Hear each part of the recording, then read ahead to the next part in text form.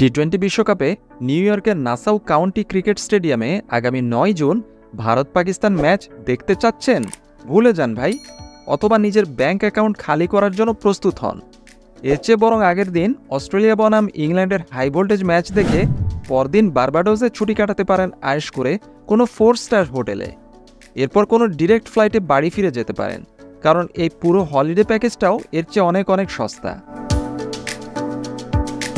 ভারত পাকিস্তান ম্যাচের ডায়মন্ড ক্লাবের সিটের টিকিট $10,000 দাম ধরা হয়েছে, যা ট্যাক্স সহ পড়বে সর্বমোট $10,863 বা প্রায় 9 লক্ষ রুপি। আপনি চাইলে টাকায় কনভার্ট করে নিতে পারেন সহজেই গুগল ক্যালকুলেটর ব্যবহার করে। চলুন হিসাব করি এই খরচে আপনি আর কি করতে পারেন। এই দামে আপনি নিউ ইয়র্ক থেকে বার্বাডোসে যাওয়া আসার 2টি টিকিট পেতে পারেন। খরচ পড়বে ধরুন 50,000 রুপি। একটা 4 স্টার হোটেলে 4 রাত থাকতে খরচ হবে 60,000 রুপি। আর 2টা ক্লাব ওপেন এয়ার টিকিট জুনের 5 তারিখে অস্ট্রেলিয়া বনাম ইংল্যান্ড ম্যাচের জন্য, যার খরচ পড়বে টেনে টুনে 1,08,000 রুপি।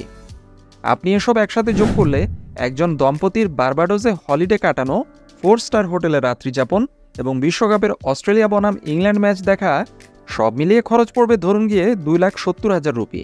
তাহলে দেখা যাচ্ছে আপনি চাইলে আপনার বাচ্চা কাচ্চা থাকলে তাদেরও ক্যারি করতে পারবেন, অথবা পরিবারের অন্য কাউকেও সঙ্গে নিতে পারবেন, কারণ আপনার হাতে এরপরেও অনেক বাজেট থাকবে।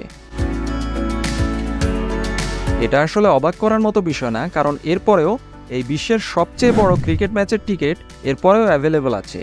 টিকিটের এই উচ্চ মূল্যের জন্যই সবার পক্ষে ভারত পাকিস্তান ম্যাচের টিকিট কেনা সম্ভব হচ্ছে না।